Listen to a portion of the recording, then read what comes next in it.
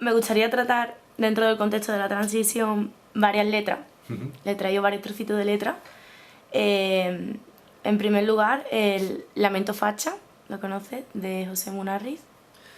Qué desgracia, ya está aquí la democracia y nosotros aún no estamos preparados. Se adivina la vuelta de la esquina que nos pille por lo menos confesados. Luego traigo otra, que es la canción final del espectáculo Castañuela 70. Ajá. Sí, eso sí. Munarriz también estaba en Castañuela 70. Sí. Estaba relacionado, sí. Que viva el turismo, que viva el folclore, castañuelas y guitarra, así se vive mejor. No sé por qué gritan tanto hablando de democracia, esos inventos modernos siempre acaban en desgracia. Son dos letras muy irónicas, pero ahora le traigo la mejor.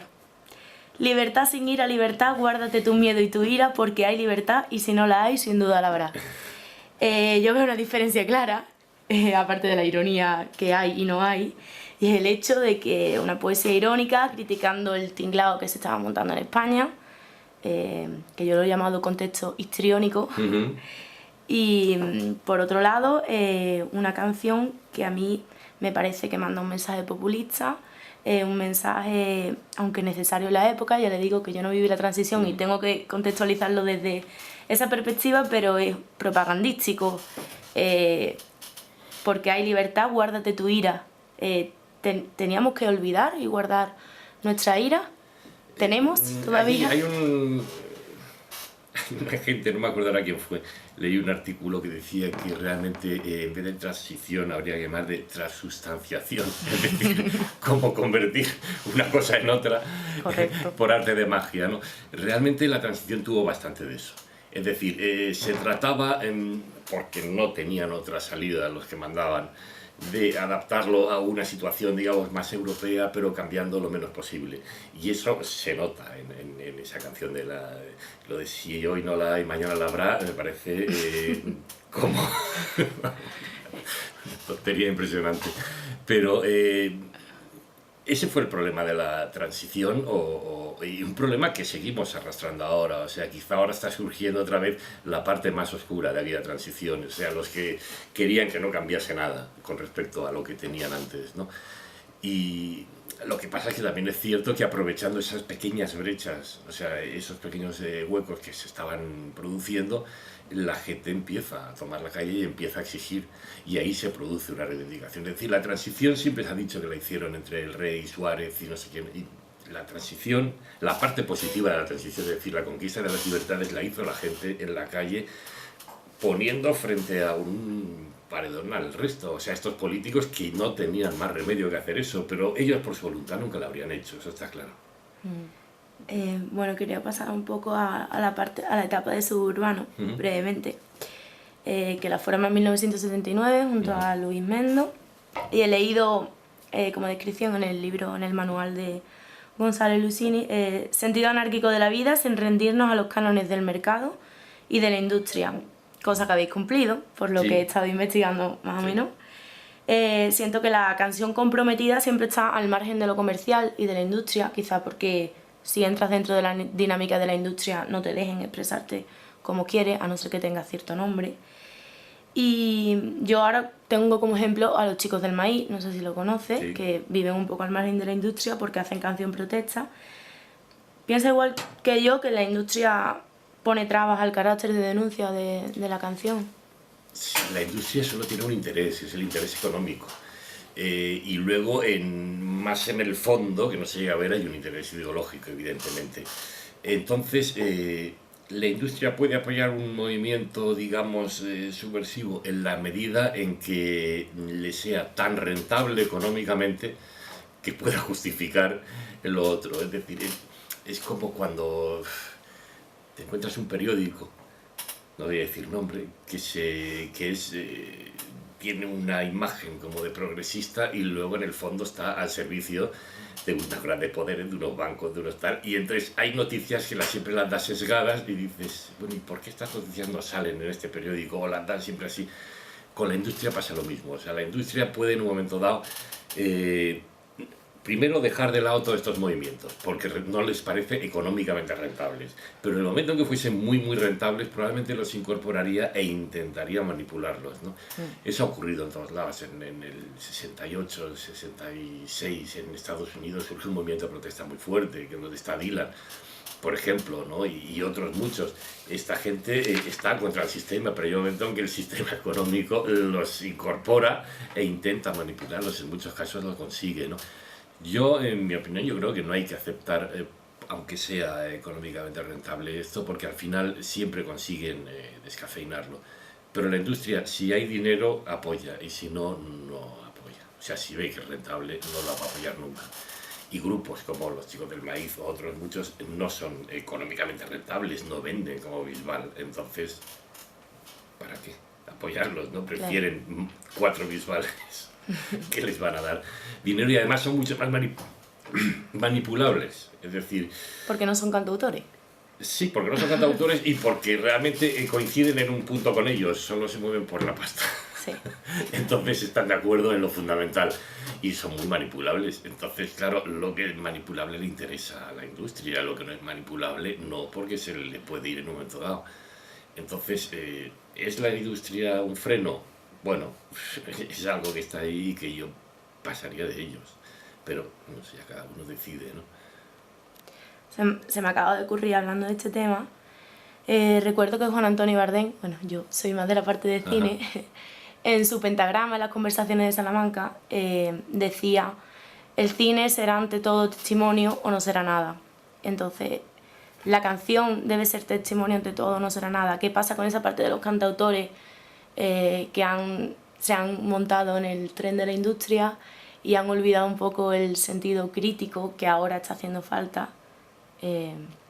No sé, ¿qué opina? Sí. Porque los hay, no vamos a decir nombres si sí, quieres. De todas formas, fíjate, yo ahí, José Afonso decía un día hablando con él, me decía: yo cuando digo una canción que me gusta mucho, lo siguiente que hago es enterarme cómo es y quién es esta persona que la ha cantado.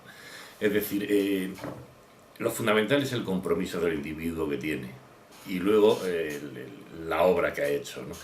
Y yo creo que se puede hacer una canción absolutamente progresista siendo un medio facha. O sea, porque cuando se tiene oficio puedes escribir lo que quieras.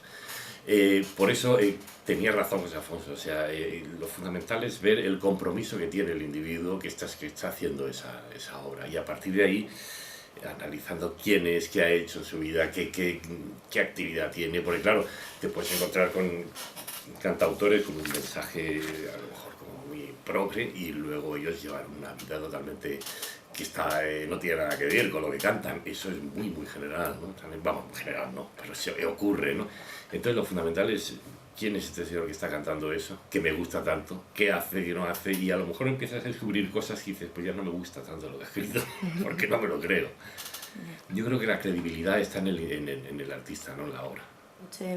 Es de otra generación, pero yo he tenido que estudiar la transición en el instituto, en el colegio, y ahora que he crecido, aunque tengo 21 años, pero tengo otra perspectiva de la vida y otros conocimientos que adquiero paralelamente al sistema educativo, creo que no se da bien, que no se da completa, y creo que no se da completa porque se da, por desgracia, muy desde el otro lado, muy desde, como ha dicho antes, desde Suárez y el Rey, y no se nombra a los cantautores, ni canciones como esta.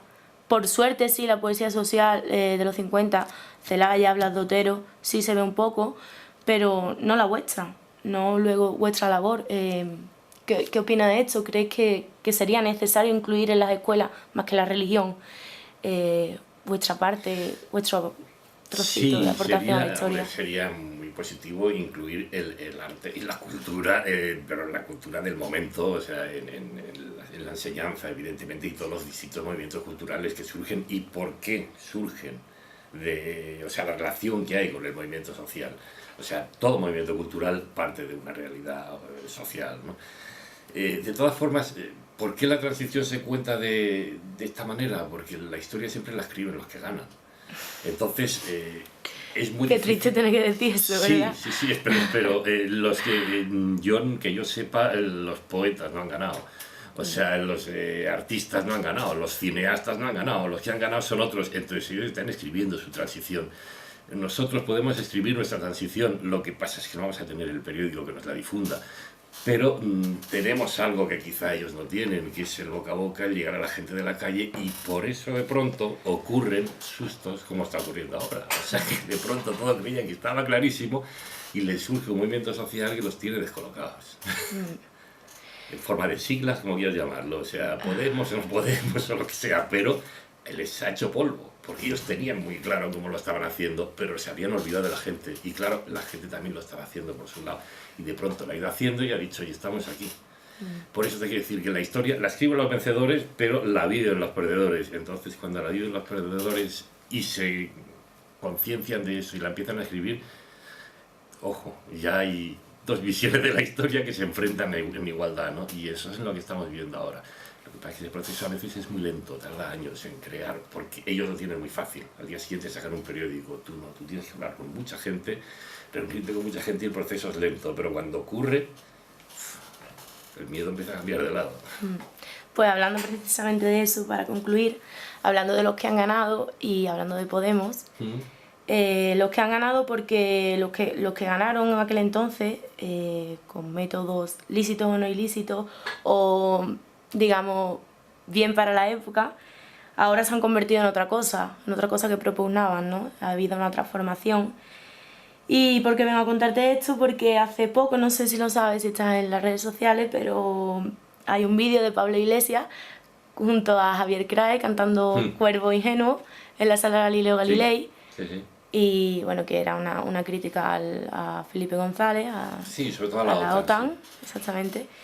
Y cuando lo vi, me dije, qué bien, han recuperado Cuervo Ingenuo, porque hay una parte de mi generación que no conocía esa canción, que me parece excelente, y dije, se están recuperando los himnos de la transición, de la democracia, principio de la democracia, hay una vuelta a los cantautores, con esa figura de Pablo Iglesias que ahora representa tanto para nosotros. Se está replanteando lo que fue la transición, como lo que hablábamos antes.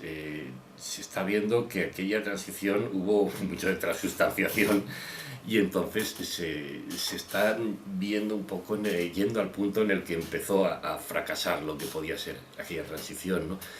Que se reivindiquen estos mensajes de los cantautores, bueno, es normal, o sea, hemos estado durante un tiempo en que todas estas manifestaciones musicales, culturales, pues estaban un poco al margen de la problemática social.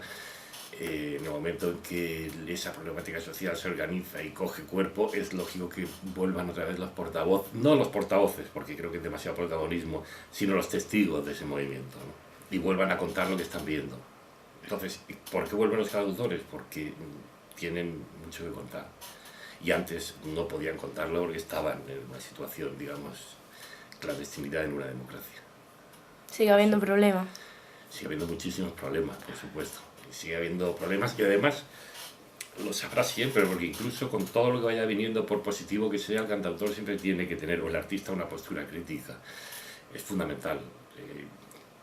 Evidentemente no es lo mismo ser crítico con un compañero que crítico con un enemigo, pero la postura, esa crítica es clave para que la sociedad no se duerma. O sea, el grupo Tábano, en el que estuve, decía, queremos ser como el tábano sobre la grupa del caballo, pues un poco eso, o sea, ser el elemento que está diciendo, ojo, que ahí te estás durmiendo. Por eso creo que es positivo que exista siempre ese movimiento cultural crítico, teniendo claro siempre quién es el que al que tienes que denunciar, y cuando es el compañero tuyo no lo denuncias, pero sí expones una situación diciendo, ojo. Hay una canción preciosa de la transición que lo refleja todo esto muy bien, es una que hizo Lluís Llach, se llamaba No s'hi so companys. A ver si la encuentras porque lo vas a ver clarísimo en la canción. Es cuando empieza a producirse ese cambio, esa ilusión, esa libertad sin ira. Entonces él dice, ojo, sí, pero lo que estamos avanzando no es lo que queríamos y no es lo que nos habíais prometido. Y entonces escribió esa canción. Desgraciadamente es una canción no muy conocida, pero que yo creo que es totalmente, define perfectamente lo que fue aquello, ¿no? La decepción. Se llama Companys no s'hi so o No s'hi so Companys, no lo sé. Estupendo, pues nada, le iba a pedir como último una canción símbolo para usted de ese proceso, pero de ese periodo, pero me la acaba de contestar. Sí, de lo que fue la transición, esa evidentemente ligada a los cantautores lo refleja muy bien, ¿no? Pero hay muchas más, evidentemente. Hay muchas, porque todas reflejaban esa realidad, ¿no? pero el reflejo de la decepción, del engaño que sufrió o sufrimos los que queríamos otra cosa y no nos dejaron, probablemente sea esa canción. Estupendo. Ese catalán, pero la puedes traducir. Pues muchísimas gracias por su tiempo y por haber contestado a todo Nada, de manera tan bonita. Encantado. Claro que queráis.